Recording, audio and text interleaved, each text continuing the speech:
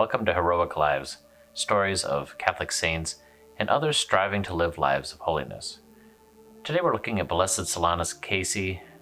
His feast day is July 30th.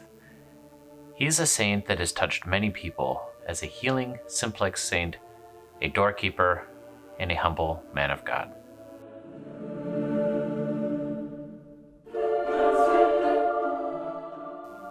Solanus Casey, although not born in Detroit, is known for Detroit. It is the place he made his home for many decades, and it is also my hometown, where I grew up. And he still touches people through the healings he did many years ago, and though he died in 1957, you still hear a great deal about him, and his cause is open, and we hope that he'll be made a saint at some time soon. Solanus Casey actually grew up as Barney. He was born Bernard Casey in Wisconsin. He was part of a rural farming community. He had 15 other brothers and sisters and was part of an Irish immigrant family. They moved around a bit, and Solanus struggled really with the academic side of things and ended up becoming a laborer and doing various jobs as a teenager. By the age 17, he left the farm and was doing several jobs in several different fields to make ends meet and to explore and discern what he wanted to do with his life. Solanus Casey did quite a few different jobs as he discerned what he wanted to do with his life. He tried out being a lumberjack, he worked in a hospital as an orderly, he drove a streetcar, but the one that is, in my opinion, the most interesting is his time as a prison guard at Stillwater Prison. He was a people person. People trusted him, and he listened. He touched a nerve with people. In fact, he touched a nerve with two of the younger brothers who had been in a botched robbery with Jesse James. These two brothers came to trust Solanus, and who knows what effect he had on them ultimately, but I'm sure a very good one. They ended up making gifts for him, and later after he left the prison, he would come back to visit them. I think that this was a sign of what was to come. A man who was willing to do humble work, but to touch souls. That is heroic. Solanus Casey was considering getting married. He even proposed to a girl, and her mother whisked her away to a school far away so that she didn't have to accept, or perhaps so she wouldn't accept. Solanus continued discerning what he should do with his life. He was still a young man, and while driving around town one day, he witnessed a murder. A sailor stabbed a woman to death. That made him really start to think about the purpose of life and how short life was, how it could end at any minute. Solanus Casey went before a statue of the Blessed Mother, and he began praying. He heard the words, "Go to Detroit."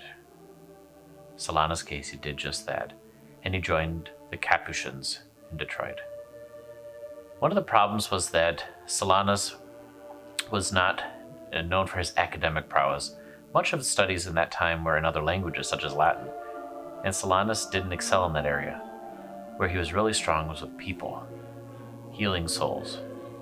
And Solanus was ordained a simplex priest.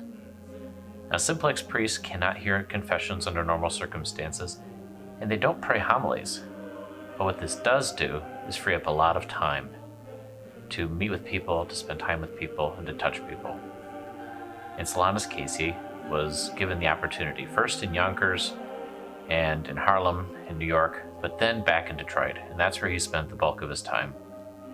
And the entire Detroit community, from the Great Depression through the 40s, was really touched by him.